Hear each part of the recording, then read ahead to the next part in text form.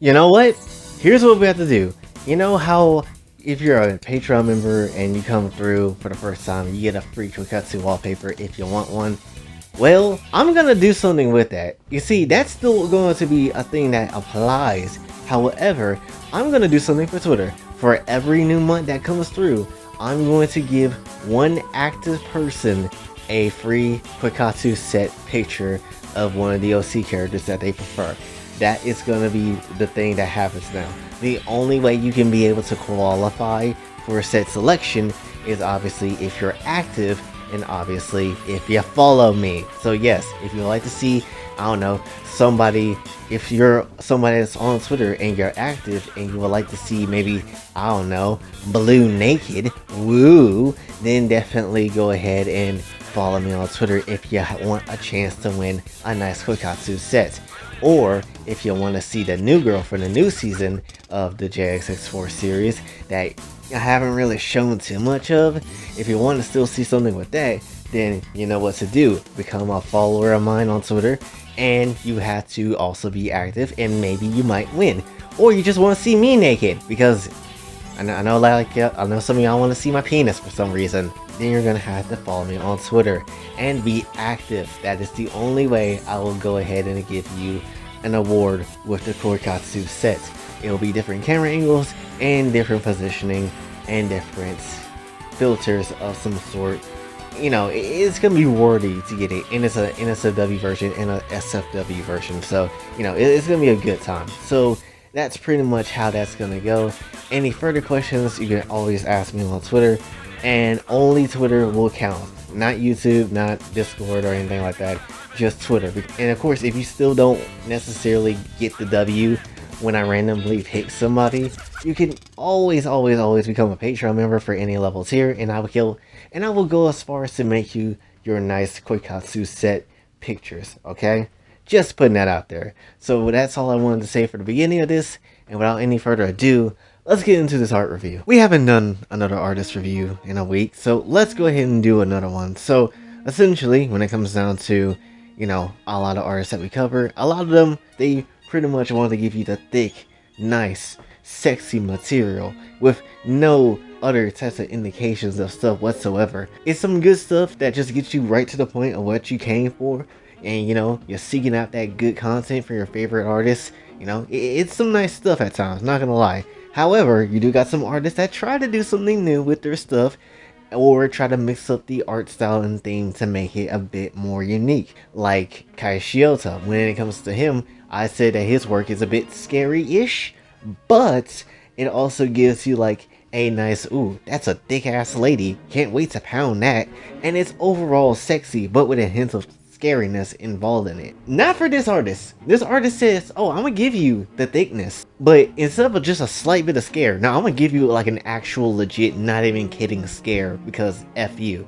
And that artist is Nisego. I'm not messing with them. Anyway, when it comes down to a lot of the art that they have, it's some good content. Honestly, they draw very thickly, you know, it looks very nice. With their style and color of use that they have, it's almost like they have colorful pictures and colorful stuff, but it tries to take the brightness of that color down and try to make it use the shading and the dark aspects of it a little bit more than it used the actual brightness of it. Like, there's a few things that you could see that they obviously use for brightness, but when it comes down to a lot of the stuff that you normally see, like a one-off picture or some comics, a lot of the times it uses the dark and shaded type of things, you know, kind of like making it mysterious in a way. One thing about Nisego is that they don't hold back to what they draw, whether it's a whole book of Helltaker, where they literally just turn Helltaker and just make it a no F's given type of scenario here.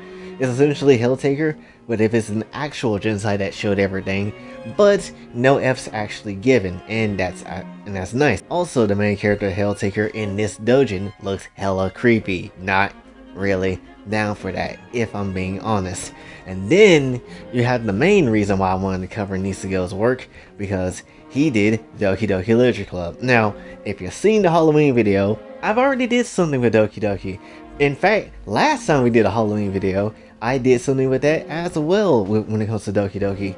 and Monica and them. Honestly, once again, I am put in front of Monica in my TV screen, potentially trying to kill me because why not?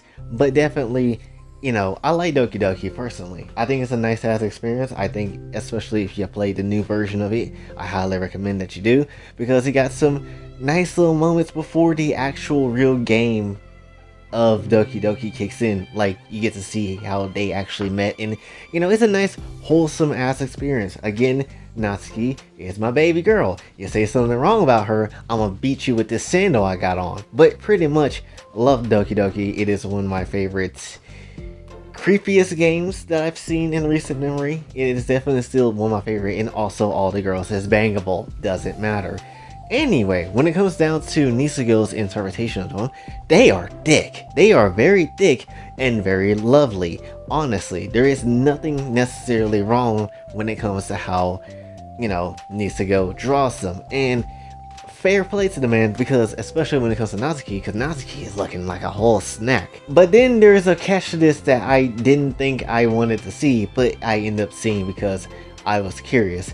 So Nisego thought it was a right idea to just be like, oh, let's do a glitchy effect like how Monica does, but let's add some of that scare factor that's into it. So in a regular picture, you won't see anything scary. If you see like a regular picture like this will be perfectly fine. You'll see Natsuki very happy, very sexy, very nice, and nothing going here. Like, I would like to pound this version of Natsuki all day. However, when you get to the other version in video form, you see that it's glitching and weird stuff, and you might just saw something for a few seconds that just don't look right. And don't worry about pausing it. I'm gonna pause it for you, even though I don't want to see it myself, and obviously I have to use the other version of this picture because of what you're about to see, because it's a bit grotesque. Can't necessarily show that on YouTube. If I slow down this video just a little bit, you will see this. Oh no, I want nothing to do with this. In fact, I might try to make this a thumbnail if I can, but no, I want no part of this. What I want the normal, thick, nice version of Natsuki. All right, I don't want this. This is horrifying. This is not it. 100% not trying to go for any of this. No, I don't care if you say that tongue is long. Look at the blood spewing from her eyes. I'm not going for this in the slightest. I'm good. I'll keep the standstill picture of her without her changing on me, from this weird ass spectrum that you got here. Like, I'm good. And if you think Natsuki's the only one, no, Yuri got one too. And if I once again slow it down, and I probably have to maybe use a filter for this if I can't slow it down correctly. But look at this. Why? What? Again, I don't understand. Why do we have the long tongue? Why does Yuri have so much gums and teeth? I'm not playing with this. No.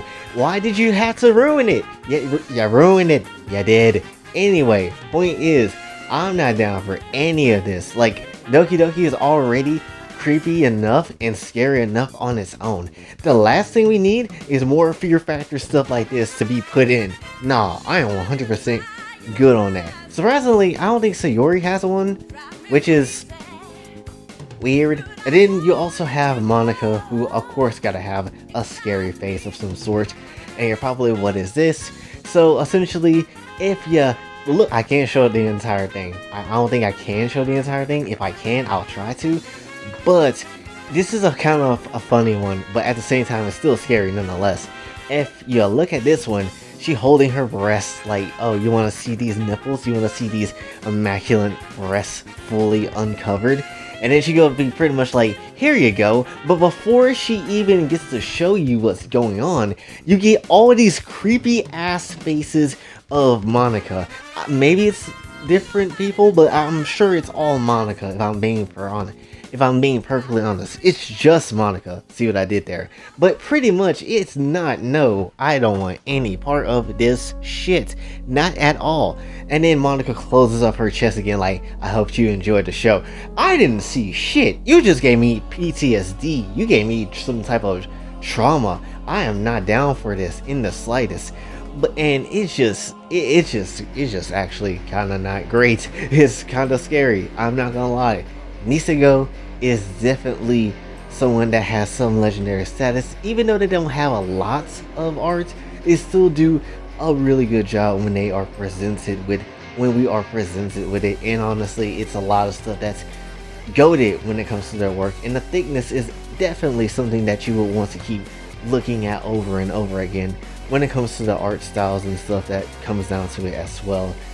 And you know, it's just a fun time, and honestly any type of future work that this person makes is going to be some good stuff added to your collection of Gentai material. Honestly, again, just a little less creepy though personally, but yeah, but that's kind of the magic of Nisego. So you know, do what you like, but personally I would just like to see, you know, Natsuki without a grotesque face, because gosh darn. Anyway, that's pretty much all I wanted to cover for this one, so hopefully you did enjoy. If you did, be sure to like, share, subscribe, hit the bell notification on your way out. Also follow me on Twitter, TikTok, and like to donate to the channel. Patreon and Ko-Fi is available as well.